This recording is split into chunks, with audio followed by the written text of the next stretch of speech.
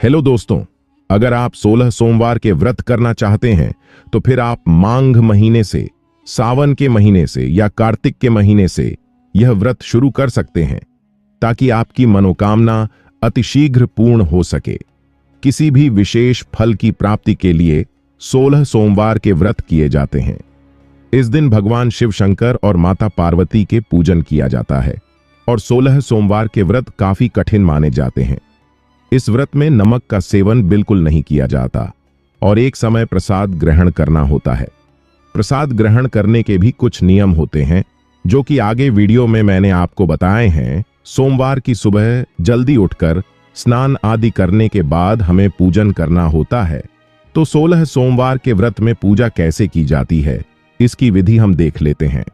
16 सोमवार के व्रत में मिट्टी के शिवलिंग का पूजन सबसे ज्यादा फलदायी माना जाता है। तो आप अपने घर में गमले से ही थोड़ी सी मिट्टी लें और उससे आप शिवलिंग बना लें। देखिए, शिवलिंग का अभिषेक करना महत्वपूर्ण होता है। 16 सोमवार के व्रत में आप मंदिर में जाकर भी शिवलिंग का अभिषेक करके खा सकते हैं। घर पर ही आप इस तरह से पार्थिव शिवलिंग बना लें। अगर आपके पास शिवलिंग है तो फिर आप उनका अभिषेक करते हैं, लेकिन बहुत से लोग घर में शिवलिंग नहीं रखते हैं। तो अगर आप भी शिवलिंग नहीं रखते हैं तो आप हर सोमवार को व्रत करेंगे तो इस तरह से शिवलिंग बना लेंगे, बहुत ही आसानी से बन जाएंगे। यह शिवलिंग और इस तरफ देखकर थोड़ा सा पानी लगाकर हम थोड़ा सा इसे चिकना कर लेंगे ताकि इसमें कोई भी दरारें ना रहे। जब भी हम मिट्टी से कोई भी मूर्ति बनाते हैं तो इसमें दरारें नहीं होनी चाहिए और उसके बाद चौकी लगा लेंगे। चौकी पर हम लोग सफेद उनका समझाएंगे। सफेद रंग का संदेश आने के बाद फूलों का आसन लेंगे और इस पर मैंने शिव परिवार की फोटो विराजमान कर ली है। देखिए, मैंने जो फोटो ली है इसमें गणेश जी भी हैं और पार्वती मैया भी है। 6 अलग से गणेश जी की फोटो या मूर्ति लेने की जरूरत नहीं पड़ेगी। मैं यहीं पर गणेश जी का पूजन कर लूंगी। सोमवार के व्रत में शिव भगवान के साथ साथ माता पार्वती का भी पूजन किया जाता है, तो आप दोनों का पूजन साथ में ही कर लें। इसके बाद देखिए, प्लेट ले ली है मैंने मैंने बेलपत्र रखा है। बेलपत्र पर जब हमने मिट्टी के शिवलिंग बनाए थे, पार्थिव शिवलिंग, उनको विराजमान कर लूंगी। इसके बाद देखिए, सबसे पहले हम लोग दिया जलाएंगे। जब भी हम कोई पूजा करते हैं तो सबसे पहले हम लोग दिया जलाते हैं। या जलाने के बाद अब हम पूजन शुरू करेंगे। तो देखिए, जब भी शिव भगवान की पूजा की जाती है तो गंगा जल का विशेष महत्व होता है। जब भी आप विष्णु भगवान की पूजा करें, पहले आप गंगा जल अवश्य छिड़कें। तो यहां पर फूल से थोड़े से गंगा जल के छींटे लगा लूंगी। उसके बाद हम गणेश जी को रोली से तिलक करेंगे। भगवान शिव शंकर को हम लोग चंदन से तिलक करेंगे। भगवान शिव शंकर को रोली नहीं चढ़ाई जाती है। तो यहां पर देखिए, शिव भगवान को हम चंदन से सिलेक्ट करेंगे और उसके बाद माता पार्वती को हम रोली से तिलक करेंगे। इसके बाद हम लोग दिए का भी विधिवत पूजन करते हैं, तो दिए को भी तिलक करेंगे। साथ ही देखिए, हम शिवलिंग का जलाभिषेक करेंगे। तो जलाभिषेक के लिए हम जो भी जल लेंगे उस पर गंगा जल जरूर डालना है हमें। और सबसे पहले हम लोग जल से अभिषेक, अपने तो यहां पर जल चढ़ा दिया है। इसके बाद हम कच्चा दूध लेंगे और कच्चे दूध से अभिषेक करेंगे। तो देखिए, यहां पर हम शिवलिंग पर कच्चा दूध चढ़ाएंगे। उसके बाद हमें फिर से शुद्ध जल चढ़ाना है। इस तरह से हमें 3 बार अभिषेक करना होता है। तो हम शिवलिंग का अभिषेक करेंगे। और जैसा कि मैंने आपको बताया कि 16 सोमवार के व्रत में शिवलिंग का अभिषेक महत्वपूर्ण होता है, तो आप शिवलिंग का विषय जरूर करें। उसके बाद हम लोग चंदन से तिलक कर देंगे। इसके बाद हम लोग गणेश जी को लाल रंग का फूल समर्पित करेंगे। भगवान शिव शंकर भोले भंडारी को अगर आपको मिल जाए तो सफेद रंग के फूल समर्पित करें।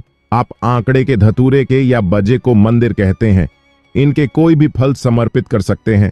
साथ में ही गोरा मैया को फूल समर्पित करेंगे।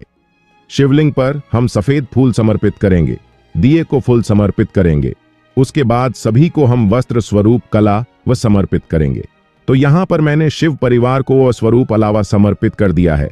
अगर आपके पास जनेऊ है तो आप जनेऊ समर्पित कर सकते हैं शिवलिंग पर, और अगर जनेऊ नहीं है तो है जो कला होता है, मूली, उसको 7 बार इस तरह से लपेटते हुए आप एक जनेऊ बना लें और इस तरह से वस्त्र स्वरूप जनेऊ समर्पित कर दें। इसके बाद हम बेलपत्र चढ़ाया गया।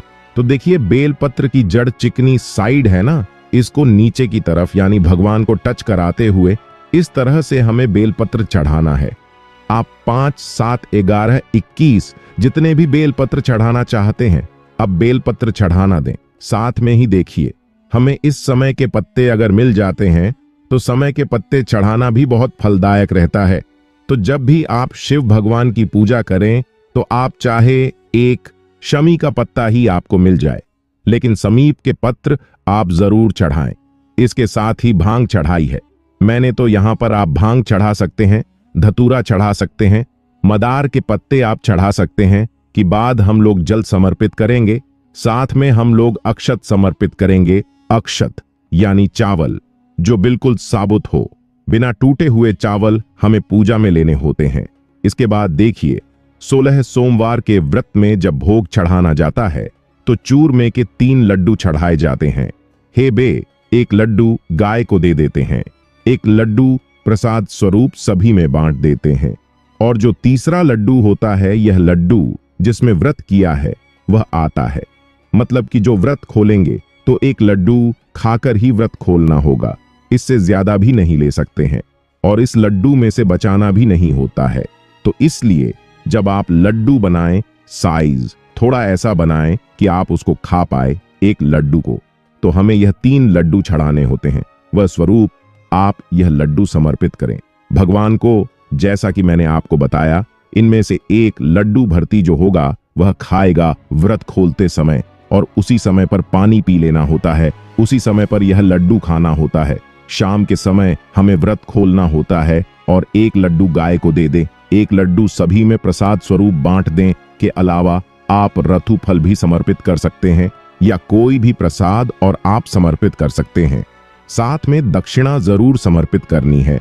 तो जब भी कोई पूजा करें दक्षिणा अवश्य समर्पित करें। उसके बाद हम लोग सभी को धूप दिखाएंगे, चीप दिखाएंगे, और धूप दीप दिखाने के बाद हमें सुननी है व्रत कथा। 16 सोमवार के व्रत कथा सुनने के लिए अपने सीधे हाथ पर थोड़े से चावल ले, साथ में ही फूल ले, और हाथ में चावल और फूल लेकर हम कथा सुनेंगे। तो अगर आपके पास कथा की किताब है तो आप वहां से कथा सुन ले, नहीं तो मेरे चैनल पर भी आपको कथा मिल जाएगी।